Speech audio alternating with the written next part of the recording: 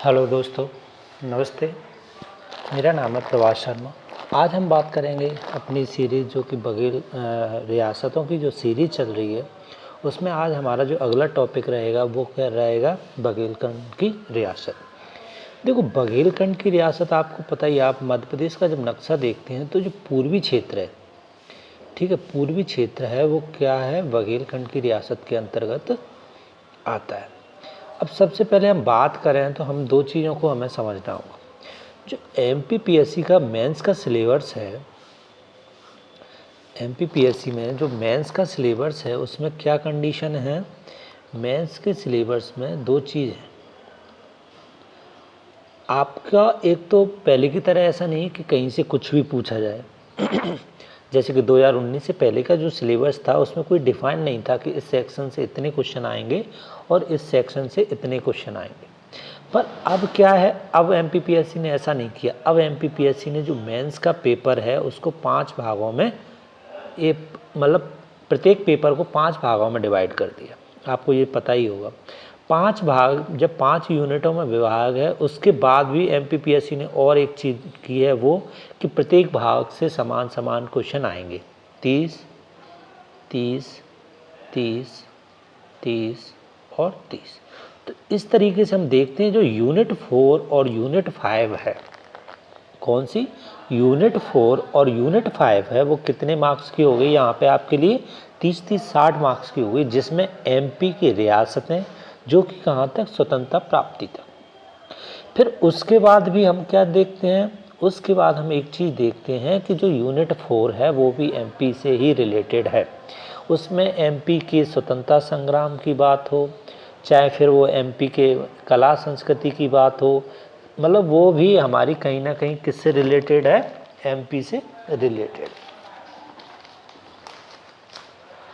अब मैं इसमें जो 5 यूनिट कवर करा रहे हैं उसमें क्या है, 3-3 मार्क्स के 3 क्वेश्चन रहेंगे, 2 5 मार्क्स के रहेंगे और अपना एक क्वेश्चन कैसा रहेगा, 11 मार्क्स का रहेगा। 11 मार्क्स में वो आपसे क्या कर सकते हैं कि किसी भी रियासत के बारे में पूर्ण टिप्पणी पूछ सकते हैं, ठीक है। जैसे कि बघेलखंड रियासत पर टिप्पणी कीजिए, तो आप उसमें क्या करोगे, अगर आपके पास ऐसा क्वेश्चन आ जाता है कि बघेलखंड रियासत पर टिप्पणी कीजिए, तो आपके दिमाग में क्या फ्रेम होना चाहिए कि आप उस क्वेश्चन को, एक मिनट, आप उस क्वेश्चन को इस तरीके से 4 तरीके से तोड़ सकते हो।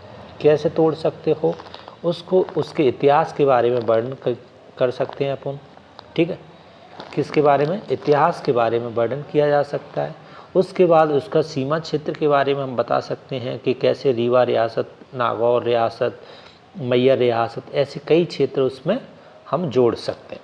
उसके बाद हम क्या योगदान रहा बघेलखंड रियासत का 1857 में, जैसे हम देखते हैं कि बघेलखंड के जो गुलाब सिंह हैं उनका योगदान हम देख सकते हैं स्वतंत्रता में, मतलब सामाजिक क्षेत्र में ऐसे कई राजा हुए जिन्होंने योगदान दिया है। उसी तरीके से हम इसमें प्रमुख कौन कौन से शासक हुए उनके बारे में वर्णन कर सकते हैं, उनके कला स्थापत्य के बारे में हम वर्णन कर सकते हैं, उन्होंने कौन कौन से ऐसे विकास के काम किए या उनकी कैसी भूमिका रही। तो उस चीज़ को हम क्या करेंगे, बघेलखंड रियासत में पूरे तरीके से समझाने का प्रयास करेंगे।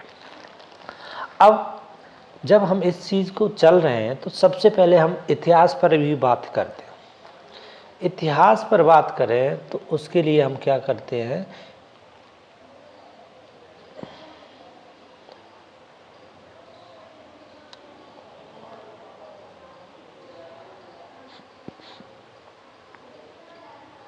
जो बघेलखंडों का इतिहास है उसके बारे में हम, आप ये स्क्रीनशॉट ले सकते हैं अगर चाहें तो, ठीक है। तो सबसे पहले हम जो बात करेंगे, इनका इतिहास शुरू होता है गुजरात के, जो गुजरात के चालुक्य, गुजरात के चालुक्य, ठीक है, या जिन्हें सोलंकी भी कहा जाता है, क्या सोलंकी भी कहा जाता है, चालुक्य या सोलंकी। उस टाइम क्या होता है, गुजरात पर किसका आक्रमण चल रहा होता है, अलाउद्दीन खान, अलाउद्दीन खिलजी का क्या हो रहा होता है गुजरात पर, उसका जब आक्रमण चल रहा होता है तो जितने भी जो सोलंकी हैं और ये चालुक्य हैं वो क्या है, पूर्वी तरफ की ओर प्रभावित होते हैं।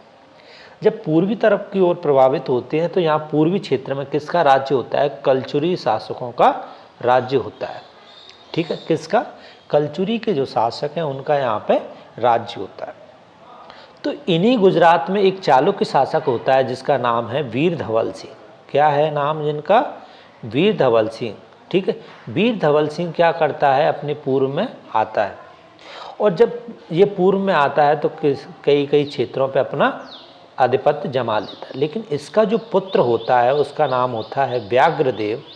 वो क्या करता है, एक बहुत बड़े भूभाग क्षेत्र चित्रकूट के पास जो मारपा का किला है, मारपा किला जीतकर गहोरा को अपनी राजधानी बना लेता है। ठीक है, तो इस तरीके से इनका जो इतिहास प्रारंभ होता है, इसमें हम व्याघ्रदेव के पुत्र जो कर्णदेव आते हैं, उसके बाद इस क्षेत्र का और विस्तार होता है और इनके वैवाहिक संबंध बनते हैं। किसके साथ? हे राजकुमारी हैं। तो उनके साथ इनको जब वैवाहिक संबंध बनते हैं तो इनको बांधवगढ़ का किला है वो क्या मिलता है, इनको दहेज में मिल जाता है। जब बांधवगढ़ का किला इनको मिलता है दहेज में, तो फिर ये क्या करते हैं कि उसी को अपनी राजधानी घोषित कर लेते हैं, और काफ़ी लंबे समय तक इनके जितने भी शासक होते हैं वो वहीं से सत्ता को अपने संभालते हैं। अब इसके बाद हम इस इतिहास की पृष्ठभूमि समझने के बाद हम एक एक शासक को उठाएंगे और उस एक एक शासक के बारे में हम जानेंगे कि उसका ऐसा मतलब क्या क्या योगदान दिया उन्होंने अपने समय पे शासनकाल में। तो इस तरीके से आप इन सब चीज़ों को, मैं बस एक फॉर्मेट में समझाता जा रहा हूँ, आप इसका PDF प्रोवाइड कर दूंगा मैं, तो आप अच्छे से देख के उस चीज़ को समझ लेना। बाकी आप चाहें तो इसका एक स्क्रीनशॉट ले लें और जूम कर सकते हैं। ठीक है, थोड़े अगर छोटे अक्षर आपको प्रतीत हो। ठीक है, तो अब इसके बाद हम चलेंगे क्या, इसमें जो जो शासक हुए उनके बारे में हम एक विस्तृत वर्णन करेंगे।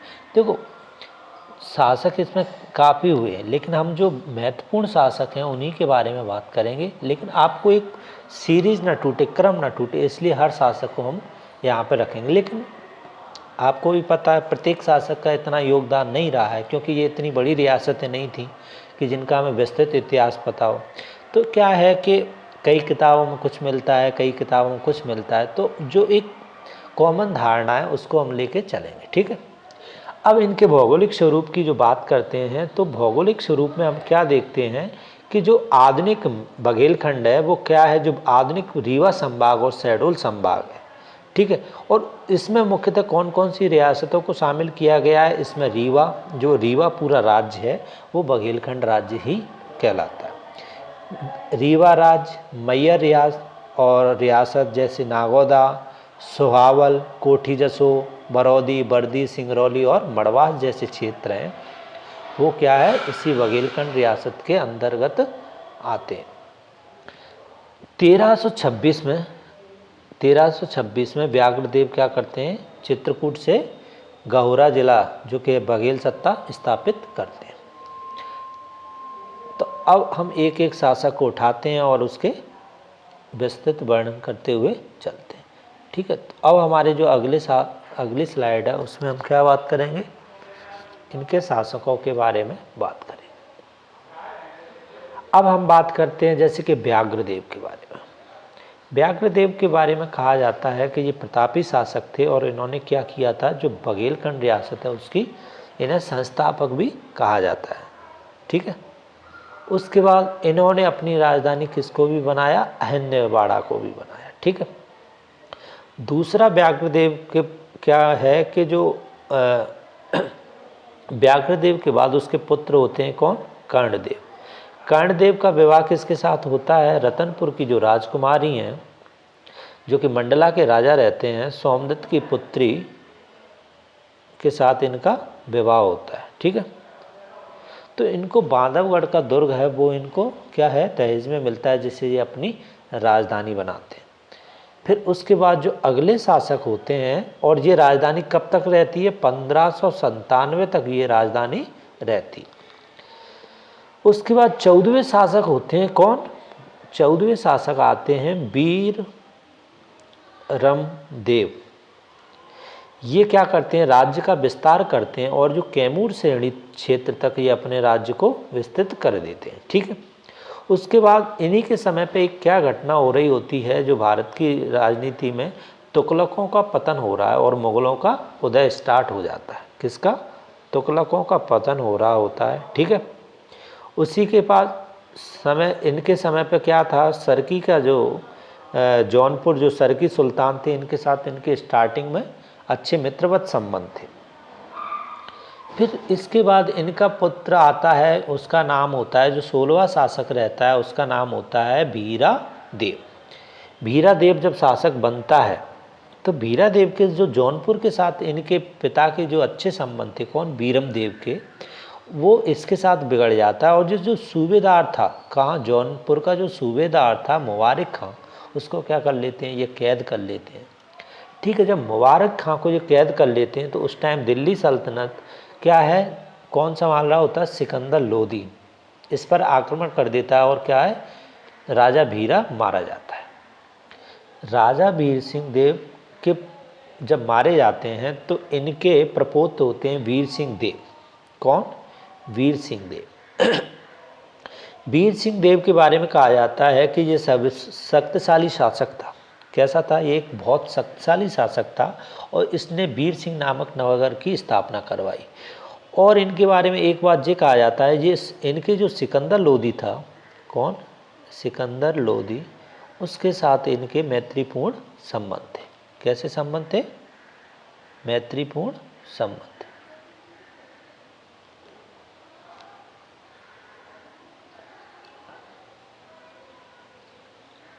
ठीक है, अब हम बात करेंगे इनके सिकंदर लोदी के साथ मैत्रीपूर्ण संबंध थे, उसके साथ उसके बाद इनके और क्या है कि जो गढ़ा मंडला के शासक, कौन? संग्राम सिंह। गढ़ा मंडला के शासक, जो कि मंडला रियासत अपन पढ़ते हैं तो उसमें संग्राम सिंह को जो पढ़ते हैं, वो संग्राम सिंह को इन्होंने क्या है, शरण दी। उस तीसरी घटना इनके समय में ये होती है कि 1527 में जब राणा सागा, कौन? राणा सागा बाबर के विरुद्ध युद्ध करता है तो उसमें ये क्या है, राणा सागा का समर्थन करते हैं और बाबर के विरुद्ध युद्ध लड़ते हैं। लेकिन राणा सागा जब ये युद्ध हार जाता है और बाबर विजयी होता है तो युद्ध के बाद ये क्या करते हैं, बाबर के मित्र बन जाते हैं, ठीक है, या बाबर का समर्थन करते हैं। तो राजा वीर सिंह देव के बारे में आपको क्या क्या बातें याद रखनी है? एक तो इन्होंने वीर सिंहपुर नगर की स्थापना करवाई, दूसरा ये सिकंदर लोदी के समकालीन थे और उनके काफ़ी अच्छे मित्रवत इनके संबंध थे। गढ़ा मंडला के जो शासक थे संग्राम शाह, उनको इन्होंने शरण दी अपने शासन में। दूसरा 1527 में एक इतिहास में महत्वपूर्ण घटना घटती है, क्या कि जब राणा सागा जब युद्ध करता है किसके साथ, बाबर के साथ, ठीक है, जो कि खानवा का युद्ध कहलाता है। हम इतिहास में पढ़ते हैं इस चीज़ को। तो खानवा के युद्ध में क्या होता है, ये राणा सागा का समर्थन करते हैं और बाबर के विरुद्ध युद्ध लड़ते हैं। लेकिन राणा सागा की इस युद्ध में हार होती है तो ये बाबर के मित्र या बाबर का समर्थन करने लग जाते हैं बाद में। तो राजा वीर सिंह देव के बाद अब प्रमुख शासक जो आते हैं वो क्या, उनका नाम क्या है,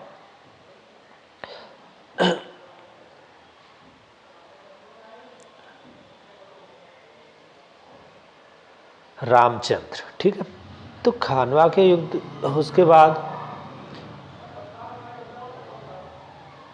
उसके बाद हम रामचंद्र को पढ़ें। उसके बाद क्या होता है, वीर सिंह देव के बारे में एक दो घटना और है। इनके समय पर जो बघेल राज्य है उसका विस्तार सर्वाधिक होता है। क्या होता है, बघेल राज्य का विस्तार सर्वाधिक इन्हीं के समय में होता है। और नागौर के जो परिहार राजा हैं, नागौर के जो परिहार राजा हैं उनको ये पराजित करते देते हैं और नारोगढ़ का जो किला है उसको अपने अधिकार क्षेत्र में ले लेते हैं। क्या करते हैं ये, नारोगढ़ का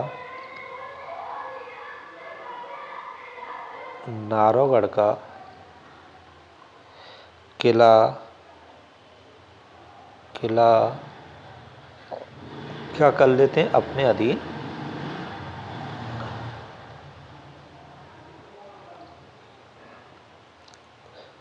उसके बाद वीर सिंह देव के बारे में एक बात और है ये कि कबीरपंथी मतलब ये कबीरपंथी रहते हैं। ठीक है, अब हम अगली घटना या अगले शासक पढ़ते हैं जिनका नाम है रामचंद्र। वीर सिंह देव के बाद देव का पुत्र होता है वीरभान देव। वीर सिंह देव के बाद कौन आए, एक और शासक आते हैं वीरभान देव। ये कब से कब तक शासन करते हैं, 1540 से लेके 1555 तक ये शासन करते हैं। ठीक है, तो क्या होता है जब चौसा के युद्ध में हुमायूं हार जाता है तो ये क्या करते हैं, हुमायूं की मदद करते हैं। चौसा का युद्ध होता है तो ये क्या करते हैं, उसमें हुमायूं हार जाता है सिकंदर लोदी से। जब हुमायूं हार जाता है तो ये क्या करते हैं, हुमायूं की मदद करते हैं। इससे क्या है, इनके हुमायूं के साथ मित्रवत संबंध हो जाते हैं। और इसके बाद 1555 में इनकी वीरभान देव की मृत्यु हो जाती है। ठीक है, 1555 में जब वीरभान की मृत्यु हो जाती है तो उनके पुत्र हैं वो क्या है, रामचंद्र है। किसके, वीरभान के। तो अब हम बात करेंगे किसकी, रामचंद्र की। रामचंद्र की बात करें तो रामचंद्र किसके समकालीन हैं, ये है 1555 से लेके 1592 ईस्वी तक। कब तक, 92 ईस्वी तक ये शासन करते हैं। तो इनके अब ये समय पीरियड आपको समझ में आ रहा होगा कि इस टाइम दिल्ली सल्तनत पर कौन बैठा है, अकबर बैठा है। ठीक, तो ये किसके समकालीन रहते हैं, अकबर के समकालीन रहते हैं। ठीक है, उसके अलावा इनका जो स्टार्टिंग में क्या होता है, इनका जो विवाह होता है गौड़ देश के नरेश कीर्ति सिंह की पुत्री जो कि माधव सिंह की पुत्री है यशोदा के साथ इनका विवाह होता है। इनके समय की एक महत्वपूर्ण घटना ये होती है कि इब्राहिम शाह सूर इन पर आक्रमण करता है और रामचंद्र इसमें विजयी होते हैं। ठीक है, रामचंद्र इस युद्ध को क्या करते हैं, जीत जाते हैं। ठीक है, उसके अलावा इनकी एक और इस समय की जो सबसे खास घटना है जो कि इतिहास में हम देखते हैं, एक तानसेन जो कि महान संगीतकार हुए हैं। ठीक है, कौन, तानसेन। वो प्रारंभ में किसके दरबार में काम करते थे, रामचंद्र के, जो कि रामचंद्र को बहुत प्रिय थे। लेकिन अकबर क्या करता है, जलाल खां खुर्शी को भेजता है और तानसेन की मांग करता है। चूँकि तानसेन इन्हें भी प्रिय रहते हैं, लेकिन उसी समय बीरबल सलाह देते हैं किनको, रामचंद्र को, कि आप एक काम कीजिए, तानसेन को दिल्ली दरबार में भेज दीजिए। ठीक है, तो ये दिल्ली दरबार में भेज देते हैं। ठीक है, इसलिए इनके क्या है, अब अकबर के साथ भी संबंध मधुर हो जाते हैं। ठीक है, उसके अलावा कड़ा के जो गवर्नर हैं उनको ये अपने यहाँ पर शरण देते हैं। तो रामचंद्र के बारे में ये 5-6 बातें आप याद रखना, इतिहास में ये काफ़ी इसलिए महत्वपूर्ण हो जाते हैं क्योंकि तानसेन इनके समय के शासनकाल के थे। ठीक है, तो आप रामचंद्र को याद रखना। ठीक है, अब हम बात करेंगे अगले शासक जो कि हमारे कौन हैं,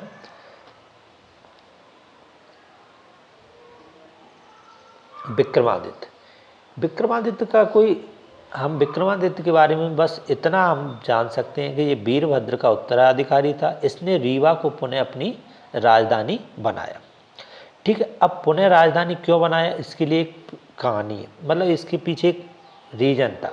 क्या होता है, जो रामचंद्र है उनका पुत्र जो कि मुग़ल दरबार में रह रहा होता है, मुग़ल दरबार में जब वो रह रहा होता है तो जब रामचंद्र की मृत्यु हो जाती है तो उस पुत्र का नाम क्या रहता है, वीरभद्र। बांधवगढ़ के लिए आता है, बांधवगढ़ के लिए आता है, लेकिन पालकी में से वो गिर जाता है, इसलिए उसकी क्या हो जाती है, मृत्यु हो जाती है। और इस अवधि में ये क्या है, जो शासनकाल है वो किसके अधीन हो जाता है, मुग़लों के अधीन हो जाता है। ठीक है, क्योंकि अकबर किसी को राजा मतलब राजा की पदवी नहीं देता है, तो ये मुग़लों के अधीन क्षेत्र आ जाता है। फिर 1601 में घटना घटती है, क्या घटती है कि जो 1601 में वीरभद्र का पुत्र, कौन, वीरभद्र का द्वितीय पुत्र दुर्योधन, दुर्योधन होता है, कौन, दुर्योधन। ठीक है, जिसको अकबर राजा के रूप में मान्यता दे देते हैं। ठीक है, और इसका जो दुर्योधन का संरक्षक किसको नियुक्त करते हैं, भारतीय चंद्र को। ठीक है, किसको, भारतीय चंद्र को दुर्योधन का संरक्षक नियुक्त किया जाता है। ठीक, फिर 1619 में आते आते क्या घटना घटती है,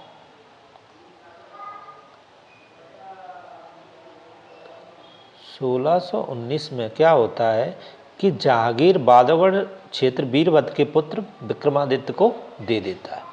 ये विक्रमादित्य को ये क्षेत्र कौन देता है? जहांगीर दे देता है। ठीक है, तो अब विक्रमादित्य का बस इतना ही है। फिर उसके बाद हम किसकी बात करेंगे? उसके बाद हमारे जो अगले शासक आएंगे उनके बारे में। विक्रमादित्य का पुत्र होता है कौन? अमर सिंह। कौन होता है विक्रमादित्य का पुत्र? अमर सिंह। तो अमर सिंह के बारे में कुछ नहीं, फिर हम सीधे अमर सिंह जिसे जहांगीर राजा की पदवी दे देता है। ठीक है, फिर उसके बाद सीधे हम कोई शासक पढ़ते हैं तो वो पढ़ते हैं अनूप सिंह के बारे में। किसके बारे में? अनूप सिंह के बारे में। अनूप सिंह के बारे में कहा जाता है जी कि अमर सिंह के उत्तराधिकारी थे। शाहजहाँ शेर हुजूरी की उपाधि से इन्हें नवाजा था। शाहजहाँ ने इन्हें क्या उपाधि दी थी? शेर हुजूरी की उपाधि दी। ठीक है, उसके बाद इन्होंने अनूप सिंह ने क्या किया? अनूपपुर जिले की स्थापना करवाई। ठीक है, इसके अलावा इन्होंने ओरछा के राजा बुंदेला पहाड़ सिंह ने रीवा से निकाल देते हैं और दिल्ली, फिर ये क्या करते हैं, जब इन्हें रीवा दरबार से निकाल दे, ओरछा के राजा बुंदेला पहाड़ सिंह जब रीवा से निकाल देते हैं तो दिल्ली दरबार में जाते हैं और बांधों के आसपास का क्षेत्र इनको क्या करता है? शाहजहाँ दे देता है। ठीक है, उसके अलावा इनने क्या किया? जो बूंदी, उदयपुर और अंबर यहाँ के शासकों के साथ इन्होंने क्या किया? पारिवारिक और वैवाहिक संबंध स्थापित किए। इन्हीं के टाइम पर क्या है? ओरछा के पहाड़ सिंह बुंदेला आक्रमण करते हैं और क्या करते हैं? बांधवगढ़ का किला है उसको बर्बाद कर देते हैं और रीवा से इन्हें निकाल देते हैं। ठीक है, इसके अलावा क्या होता है? कुछ और भी शासक आते हैं लेकिन वो इतने इम्पोर्टेंट नहीं है। आप एक सीरीज़ के लिए मैं आपको बता दूं, इनके बाद अनूप सिंह के बाद आते हैं कौन? भाव सिंह, अनिरुद्ध सिंह। अनिरुद्ध सिंह के बाद आते हैं अवधूत सिंह। अवधूत सिंह के बाद आते हैं जय सिंह और जय सिंह के बाद आते हैं विश्वनाथ और रघुनाथ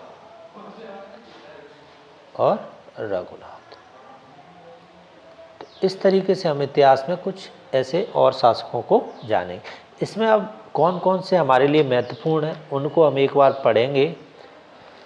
अब जैसे अनूप सिंह के बाद कौन से अगले शासक आते हैं? वो हैं हमारे भाव सिंह। ठीक है, भाव सिंह के बारे में ये कहा जाता है ये संस्कृत के बहुत बड़े विद्वान थे। उसके अलावा इन्होंने संस्कृत के एक महान जो रचना है होतकल्पोद्गम की इन्होंने रचना की। ठीक है, उसके अलावा इन्होंने अपने यहाँ जो कवि या जो भी हैं साहित्यकार हैं उनको अपने यहाँ शरण दी। जैसे बघेल वंशवर्णम नाम से जो रचयिता हैं रूपानी शर्मा, उनको इन्होंने क्या है? राजस्व प्रदान किया। उसके बाद जो रीवा में आप देखते हैं महामृत्युंजय मंदिर का निर्माण किसने करवाया था? उस समय के शासक भाव सिंह ने इसका निर्माण करवाया था। अब भाव सिंह के बाद हम अगले शासक हैं जो कि पढ़ेंगे, वो कौन होते हैं? उनका नाम रहता है तुम्हारे अजीत सिंह। ठीक है, भाव सिंह के बाद दो शासक और आते हैं अनिरुद्ध, अवधूत। अब तीसरे शासक होते हैं अजीत सिंह। ये मुग़ल बादशाह शाह आलम को रीवा में शरण देते हैं और इन्हीं के यहाँ की एक महत्वपूर्ण घटना ये घटती है कि जो इनके रीवा में मुकुंदपुर में ही शाह आलम के जो अकबर द्वितीय पुत्र है उसका यहाँ पे जन्म होता है। ठीक है, उसके बाद अब हम अगले शासक हैं जो कि हमें पढ़ना चाहिए और वो हैं कौन? वो आते हैं रघुराज सिंह। अब रघुराज सिंह के समय क्या है? भारत में कौन आ चुके हैं? अंग्रेज। मुग़लों का पतन हो चुका है। ठीक है, जब मुग़लों का पतन हो चुका है, इसका आप इस तरीके से ना ले पाएँ तो मैं एक ये करे दे रहा हूँ और आप इसका स्क्रीनशॉट या अपने नोट्स बना लेना। ठीक है, तो इनके बारे में कहा जाता है कि इस समय रघुराज सिंह के इस टाइम पे क्या होता है कि 1857 की क्रांति होती है। 1857 की क्रांति चूँकि अपने में पूछा ही यही जाता है कि बुंदेलखंड मतलब रियासतें और स्वतंत्रता प्राप्ति तक, तो इन्होंने क्या है 1857 की क्रांति में एक बहुत महत्वपूर्ण रोल निभाया था। ये बाहर रूप से तो किसके समर्थन में थे? अंग्रेज़ों के समर्थन में थे, लेकिन आंतरिक रूप से ये क्या है? विद्रोहियों का या जो क्रांतिकारी थे उनका समर्थन दे रहे थे। अब रघुराज सिंह के हम बात करें तो हम क्या देखते हैं इनके समय की जो घटनाएं। एक तो इनके परिचय की बात करें तो गोविंदगढ़ नामक नगर इन्होंने बसाया, विशाल तालाब का निर्माण कराया। इनने 1857 की महान क्रांति में राज्य का प्रबंधन ब्रिटिश के हाथों में चला जाता है। इनके समय पे रघुराज सिंह के समय पे क्या है कि जो 1857 की महान क्रांति होती है तो राज्य का प्रबंधन किसके हाथों में चला जाता है? ब्रिटिश के हाथों में चला जाता है।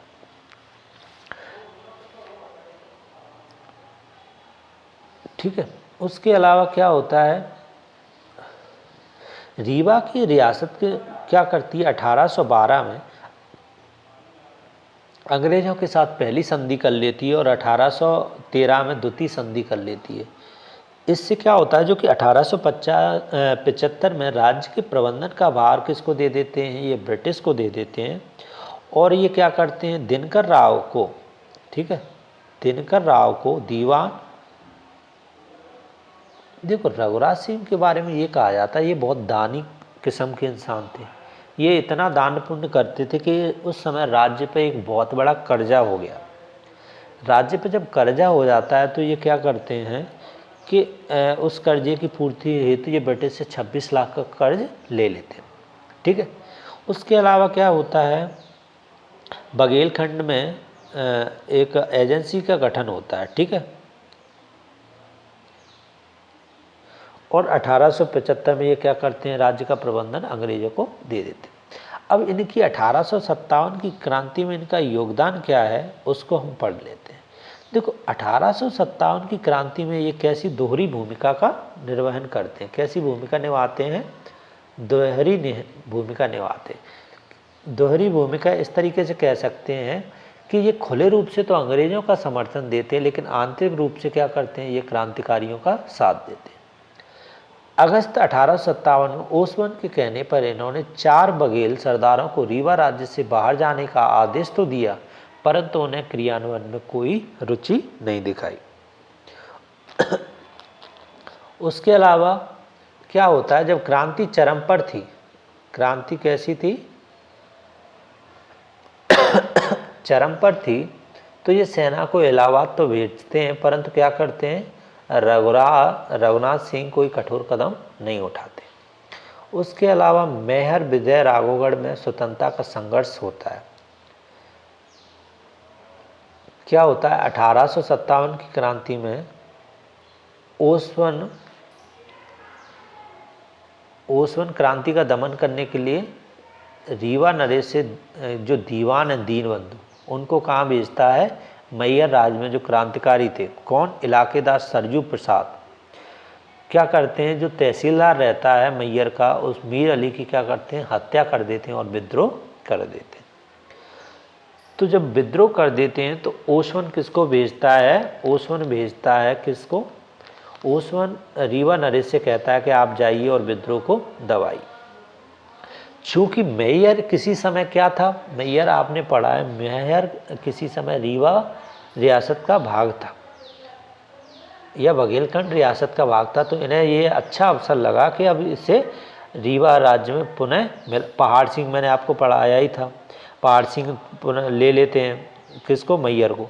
तो ये क्या करते हैं, जो तुम्हारा मैयर राज्य, इसे पुनः रीवा में मिलाने के लिए आक्रमण तो करते हैं, लेकिन क्या होता है, आक्रमण जैसे ही करते हैं और विजित भी कर लेते हैं, कई गढ़ को जीत जाते हैं और मैयर में जितने भी शासक उन्हें हरा दे, मतलब विद्रोही उन्हें हरा देते हैं, लेकिन बाद में जब देखते हैं कि अंग्रेज मैयर को रीवा को न सुपुर्द करके उसे अपने अधीन ही रखते हैं। तो मतलब इन्होंने जो प्रयास किया था वो एक अच्छे विचार के साथ था परंतु उन्हें सफलता नहीं मिलती।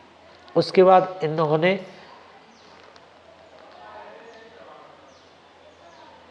क्या, सुहागपुर में जो स्वतंत्रता संग्राम है उसमें रघुनाथ सिंह की क्या भूमिका रहती है। देखो चूँकि ये भी क्या बोलते हैं, बघेलखंड रियासत का ही भाग रहता है, कौन, सुहागपुर, लेकिन 1807 और 1808 में क्या होता है कि 1807 में जो नागपुर के भोंसले हैं वो रीवा से इस क्षेत्र को छीन लेते हैं। रीवा से जब इस क्षेत्र को छीन लेते हैं तो 1818 में अंग्रेज संधि के द्वारा इस क्षेत्र को अपने अधीन ले लेते हैं। जब 1857 की क्रांति होती है तो इसके जो इलाकेदार थे, इस क्षेत्र के जो इलाकेदार कौन, गरुड़ सिंह और उनके भाई भरत सिंह अंग्रेज़ों के विरुद्ध क्या कर देते हैं, विद्रोह कर देते हैं।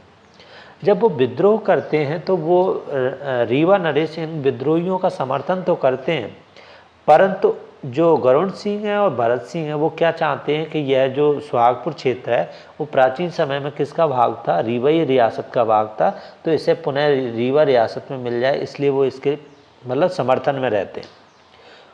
तो क्या करते हैं, समर्थन में रहते हैं, तो रीवा के राजा को विद्रोह दबाने के लिए भेजा जाता है। तो इन्हें जिस अच्छा अवसर लगता है, क्योंकि इन्हें लगता है कि सुहागपुर एक बार पुनः रीवा राज्य में मिल जाएगा। परंतु गुप्त रूप से ये क्या करते हैं, जो सुहागपुर के जो विद्रोहियों ने समर्थन मतलब उनको जानकारी दे देते कि हम आप पे आक्रमण करने वाले हैं, जिससे उन्हें समय मिल जाए, सूचना मिल जाए।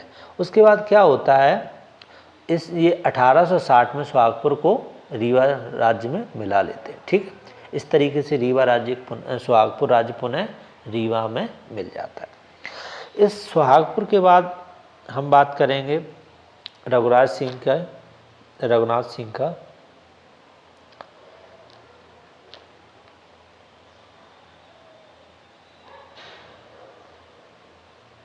ठाकुर रणमत सिंह और कंपनी सरकार के संघर्ष में रघुनाथ सिंह की भूमिका। देखो, रणमत सिंह रीवा के क्वेटी में छुपे थे। रणमत सिंह एक विद्रोही थे 1857 की क्रांति में। तो क्या करते हैं, ये रीवा के क्वेटी में छुपे, यह जानकारी ओसवन को मिल जाती है। तो ओसवन आदेश देता है रघुनाथ सिंह को कि आप सेना भेजिए। ठीक है, लेकिन रघुनाथ सिंह सेना तो भेजते हैं, लेकिन सेना को आदेश देते हैं कि आप सिर्फ एक छद्म युद्ध कीजिए, ऐसा प्रतीत तो हो कि युद्ध किया जा रहा है। तो वो रीवा छद्म युद्ध की बात करते हैं। अंग्रेज़ों को इस बात का पता चल जाता है कि ये हमारे साथ क्या है, गद्दारी की जा रही है। तो वो क्या करते हैं, रीवा नरेश से बोलते हैं कि अगर आपने पकड़ के नहीं दिया किसको, रणमत सिंह को, तो हम आपको गद्दी से बेदखल कर दें। यही बात जब रघुनाथ सिंह किसको बताते हैं, रणमत सिंह को, तो रणमत सिंह क्या करते हैं, रणमत सिंह रीवा में उपस्थित हो जाते हैं और उपस्थित होने के बाद अंग्रेज उन्हें फांसी की सज़ा दे देते। तो इस तरीके से आप देख रहे हो जो रघुनाथ सिंह हैं उनकी भूमिका दोहरी भूमिका रहती है 1857 की क्रांति में। इसलिए आप भी पढ़ते भी होंगे कई बार कि रीवा रियासतों ने अंग्रेज़ों का साथ दिया था, कब, 1857 की क्रांति में। लेकिन ऐसा नहीं है, रीवा रियासत ने दोहरी नीति की भूमिका निभाई थी। ठीक है, उसके बाद हम बात करेंगे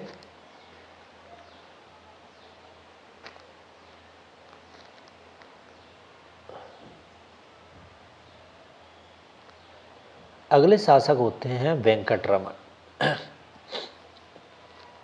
रघुराज सिंह की जब मृत्यु हो जाती है तो 1895 में क्या होता है कि इस क्षेत्र में एक अकाल पड़ता है और वेंकटरमन क्या करते हैं, अकाल पीड़ितों की मदद करते हैं, जिससे क्या होता है, अंग्रेज प्रभावित हो जाते हैं और इन्हें GCSI की उपाधि देते हैं। किसकी, GCSI की उपाधि देते हैं। इनके जो इनके समय में कुछ प्रमुख कार्य हुए, जैसे 1930 में ये दिल्ली दरबार जो लगता है उसमें शामिल होते हैं। 1905 में प्रिंस ऑफ वेल्स से भेंट करते हैं। जब प्रिंस ऑफ वेल्स कहाँ आता है, इंदौर आता है, तो जो वेंकट रमन है वो उनसे मिलने जाते हैं। ठीक है, उसके बाद दीवान का ये पद समाप्त कर देते हैं। चूँकि आपको भी पता है रघुराज सिंह के समय राज्य पे बहुत कर्जा हो चुका होता है। ठीक है, तो और उस समय दीवान एक पद रहता था जिसको इन्होंने दीवान का ये पद समाप्त कर देते हैं। राजस्व और न्याय विभाग बनाते हैं और कमिश्नर की क्या करते हैं, ये नियुक्ति करते हैं। उसके अलावा 1898 में ईस्वी में ये क्या करते हैं, कोर्ट की फीस और स्टाम्प के नियमों में भी सुधार करते हैं। ठीक है, वेंकटरमन के जो प्रशासनिक सुधारों में हम 2-3 यही सुधार हैं। क्या, एक तो ये दीवान का पद समाप्त कर देते हैं, राजस्व और न्याय में कमिश्नरों की नियुक्ति करते हैं। ठीक है, कमांडर इन चीफ स्वयं को घोषित करते हैं। ठीक है, कोई फीस और स्टाम्प के नियमों में भी ये सुधार करते हैं। ठीक है, भूमि की पुनः पैमाइश, ठीक है, उसको लागू करते हैं। मृत्युदंड को कठोर बनाते हैं और अपराधों के लिए कठोर दंड की यह व्यवस्था करते हैं। ऐसे इन्होंने कई प्रमुख कार्य किए। फिर इनके बाद जो शासक आते हैं वो कौन आते हैं? गुलाब सिंह। रीवा रियासत में एक इकलौते मतलब ऐसे नरेश थे जिन्होंने काफ़ी सुधार किए, वो हम कह सकते हैं गुलाब सिंह को कहा जाता है। गुलाब सिंह के परिचय की बात करें तो ये कुशल प्रशासक के साथ साथ एक समाज सुधारक भी थे। ठीक है, अंग्रेज़ों से जूझते रहे और सेंट्रल इंडिया में सबसे बड़ी रियासत थी उस समय की, उसमें 1946 तक ये राजा रहे। उसके अलावा इनके बारे में कहा जाता है क्या, इन्होंने मंदिरों में दलितों के लिए प्रवेश कराने का पूर्ण प्रयास किया। ठीक है, उसके अलावा छुआछूत को बंद कराने का प्रयास किया। सहभोज प्रथा, जिसमें समाज के हर वर्ग के लोग एक साथ मिलकर खाएं, ऐसी इन्होंने सहभोज प्रथा का आरंभ करवाया। उसके अलावा इन्होंने मितव्यता की नीति अपनाई। मितव्यता मतलब इन्होंने ऐसा नहीं है, राजाओं जो आलीशान अपने खर्चों करते थे उसमें इन्होंने कटौती की, मितव्यता से इन्होंने जी। इनकी जो प्रमुख सुधार हैं, हम जिनकी बात करें, सामाजिक सुधार, आर्थिक सुधार, शैक्षणिक सुधार और लोक निर्माण विभाग के सुधार प्रमुख हैं। इनके प्रशासनिक सुधार हैं। ठीक है, प्रशासनिक, सामाजिक, आर्थिक, शैक्षणिक और लोक, इन्होंने प्रशासनिक सुधार भी किए। जैसे देखो, अब इनके हम सुधारों की जब बात करें, सुधार ठीक है, गुलाब सिंह के सुधार। सबसे पहले बात करते हैं प्रशासनिक सुधारों में इन्होंने क्या किया? मितव्यता की नीति अपनाई। ठीक है, क्या करते हैं ये? मितव्यता की नीति अपनाते हैं। उसके अलावा ये क्या करते हैं? आर्थिक सुधारों में कई बांध और कृषि फार्मों का निर्माण कराते हैं। उसके अलावा 1940 में ये बजट प्रस्तुत करते हैं।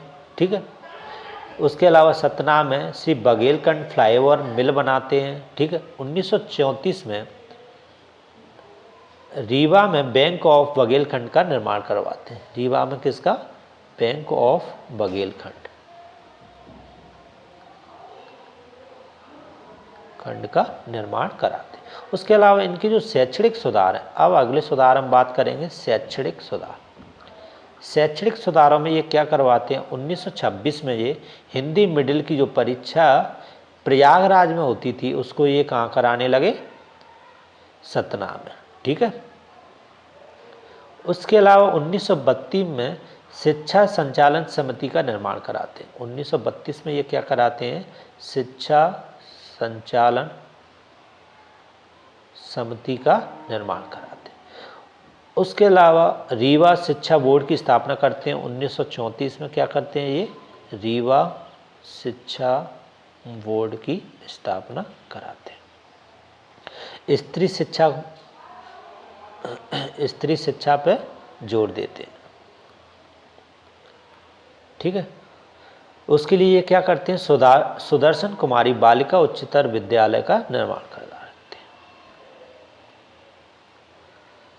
कुमारी बालिका। उसके अलावा 1936 में ये पंचवर्षीय योजना। उसके अलावा 1937 में लक्ष्मण बाग रीवा में संस्कृत महाविद्यालय। ठीक है, 1937 में संस्कृत महाविद्यालय का निर्माण करा। इस तरीके से इनकी जो शिक्षा में सुधार है। उसके अलावा एक चीज़ 1938 में ये क्या कराते हैं? शिक्षा मंदिर नामक अंग्रेजी स्कूल। ठीक है, शिक्षा मंदिर नामक अंग्रेजी स्कूल का निर्माण कराते। कैसा? अंग्रेजी स्कूल का। सामाजिक सुधार की बात करें गुलाब सिंह के, सामाजिक सुधारों में ये क्या करते हैं? 1935-36 में समान प्रचलित कई कुप्रथाओं, समाज में जैसे कई कुप्रथाएं थीं, कुरीतियाँ थीं, जैसे बाल विवाह, हलवाई प्रथा। ठीक है, और ऐसी कई प्रथाओं को इन्होंने क्या किया? अस्पृश्यता जैसी प्रथाओं को समाज में ख़त्म करने का प्रयास किया। उसके अलावा विधवाओं की स्थिति।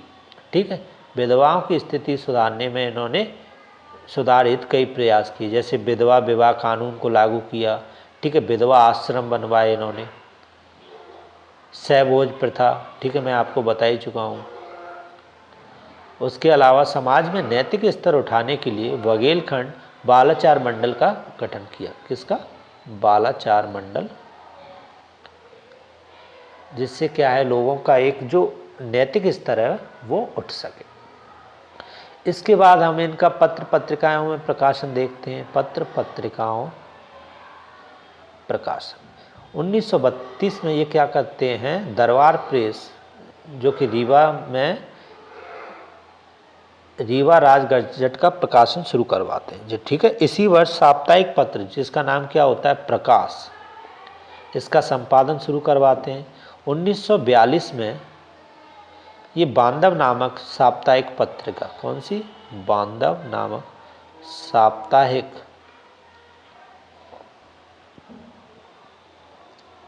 साप्ताहिक पत्रिका का प्रकाशन करते हैं। तो इस तरीके से हम देखते हैं गुलाब सिंह अपने समय में अद्वितीय काम करवाते हैं। इसलिए रीवा रियासत में एक इकलौते नरेश हैं जिनका मतलब सामाजिक क्षेत्र में बहुत बड़ा योगदान है। तो अब इनके एक विशेष कार्य और करवाते हैं जिसको बोलते हैं हम पवाई रूल्स। पवाई रूल्स में ये क्या करते हैं उसे हम डिटेल में पढ़ेंगे।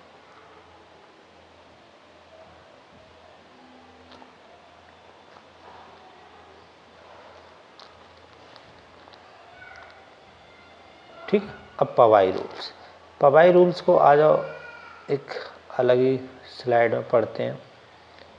ओके, इसमें नहीं है, ठीक है। पवाई रूल्स आप चाहो तो इनको लिख लेना पॉइंट्स को, इस तरीके से आप स्क्रीनशॉट ले लो, रोक लेना वीडियो और क्या क्या है उसको आप नोट डाउन कर लेना। तो अब पवाई रूल्स की हम बात करें, क्या था पवाई रूल्स? रीवा राज्य की जो 40% भूमि थी उसको क्या कहते हैं हम? कोठार कहते हैं। क्या कहलाती वो भूमि? कोठार कहलाती थी। और इस ज़मीन पर खेती करने वाले किसान रीवा दरबार से संबंधित थे और 60% क्या थे? पवाईदारों के अधीन थी भूमि, ठीक है।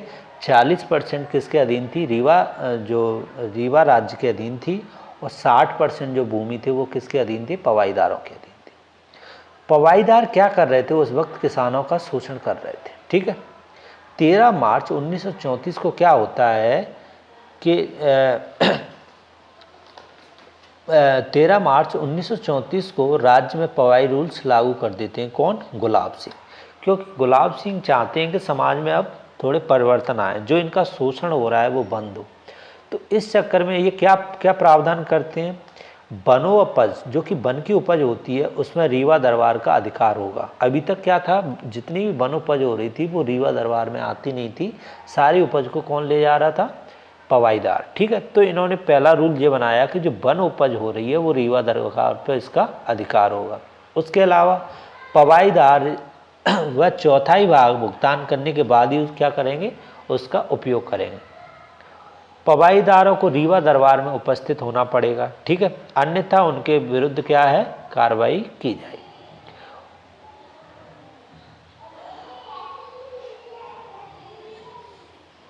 उन्नीस 1923 में क्या हुआ? सर्वे सेटलमेंट के दौरान जमीन लगान से वंचित थी उसे जब्त कर लिया गया।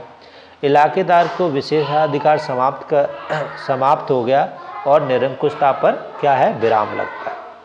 लेकिन आपको भी पता है इतना बड़ा सुधार था, पवाईदार शांत नहीं बैठेंगे और अंग्रेज उस समय चाह ही रहे थे कि फूट डालो, राज्य करो की नीति का कोई मौका मिले। तो पवाईदार क्या करते हैं? अंग्रेज़ों के पास जाते हैं और क्या है? गुलाब सिंह की शिकायत करते हैं। तो वो क्या करते हैं? पवाईदार इस कानून को क्या बोलते हैं? काला कानून बोलते हैं और पवाई संघ बनाते हैं और एक व्यवस्थित आंदोलन शुरू होता है, ठीक है। विस्तृत जब आंदोलन शुरू होता है तो इसका काफ़ी विरोध होने के बाद गुलाब सिंह को गद्दी से हटा दिया जाता है, ठीक है। उसके बाद हम बात करेंगे, गुलाब सिंह के बाद आते हैं रीवा के जो अंतिम राजा थे वो बनाए जाते हैं मार्तंड सिंह। ये रीवा के अंतिम राजा थे। बघेलखंड की 35 रियासतों को मिलाकर विंध्य प्रदेश का निर्माण हो जाता है 1940 में और 1 नवंबर 1956 को जो मध्य प्रदेश किस में मिला लिया जाता है? रीवा राज्य में मिला लिया जाता है। इस तरीके से हम पूरे घटनाक्रम को पढ़ चुके हैं कि किसके बाद क्या हुआ और कैसे कैसे एक एक शासक को हमने समझ लिया। आज हमारा वीडियो का ये पहला पोर्शन है अगले पोर्शन में हम जो बची रियासतें हैं इस क्षेत्र में छोटी, जैसे तुम्हारी मैया रियासत या जो भी रियासतें, उनके बारे में बात करेंगे और स्वतंत्रता प्राप्ति में मतलब क्या योगदान है, ठीक है, उसकी बात करेंगे। और हम अगली स्लाइड में मतलब अगली वीडियो में ये भी बात करेंगे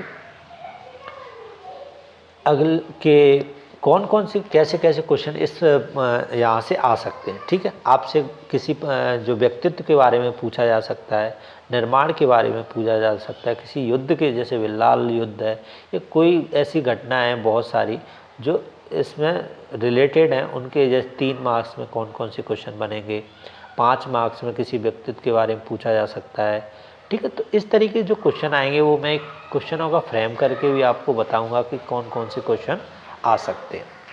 उसके अलावा मैं अगली वीडियो में ये भी बात करूंगा कि किस तरीके से आपको आंसर लिखने चाहिए, ठीक है। तो दोस्तों आज ये वीडियो यहीं समाप्त करता हूँ, क्योंकि 45 मिनट का वीडियो हो गया है। अब हम जितना भी इसका जो पोर्शन बचा होगा वो हम अगले वीडियो में बात करेंगे। तो धन्यवाद दोस्तों वीडियो देखने के लिए, और अगर आपको ये वीडियो अच्छा लगता है तो इसको लाइक शेयर सब्सक्राइब ज़रूर करें। धन्यवाद।